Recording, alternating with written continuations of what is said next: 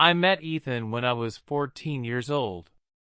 We were just kids, stumbling through the chaos of high school, but to me, he was extraordinary.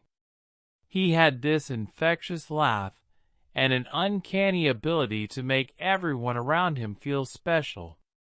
I wasn't the kind of girl who thought much about romance back then, but something about him was different. He wasn't just a crush. He was my first love.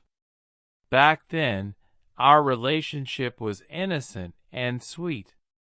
We spent hours talking about everything and nothing, sharing secrets and dreams. I still remember the way he looked at me during our first school dance, as if I was the only person in the room. But life, as it often does, had other plans.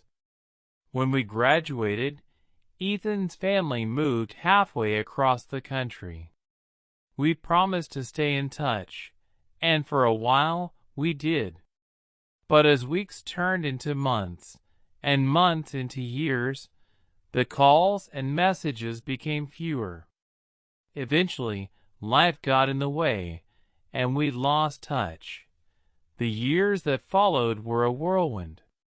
I went to college, started a career, and even dated a few people, but no one ever quite felt like Ethan. He remained a bittersweet memory, tucked away in the corners of my mind. Every now and then, I'd wonder what had become of him, but I never tried to find out. Part of me was afraid he'd moved on completely, while another part didn't want to disturb the perfect image of him I kept in my heart. It was a rainy Friday evening when fate decided to intervene. I had just finished a long day at work and stopped by a little cafe for a quick coffee.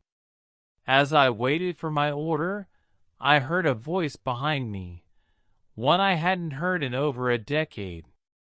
"Is that you, Sophie?" I turned around, and there he was, standing just a few feet away. Ethan. Older, more mature, but still the same boy I'd fallen for all those years ago. For a moment, I couldn't speak. It felt like time had folded in on itself, bringing us back to a place we'd both thought was lost.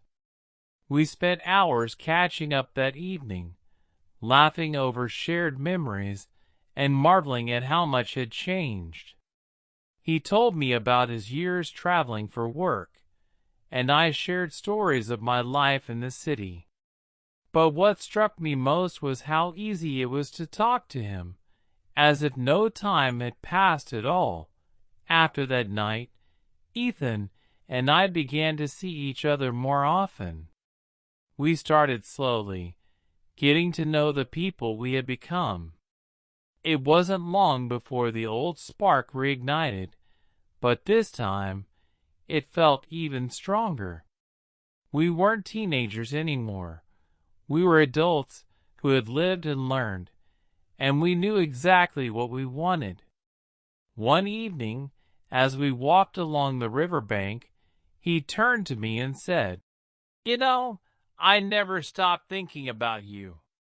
Tears welled up in my eyes as I admitted, "Either did I." In that moment, it felt like all the pieces of my life had finally fallen into place. Today, Ethan and I are married. Sometimes, I look at him and think about the long road that brought us back together. It wasn't always easy, but it was worth every moment of doubt and every mile of distance. Ending up with my first love wasn't something I had planned, but it's a testament to the fact that true love has a way of finding its way back.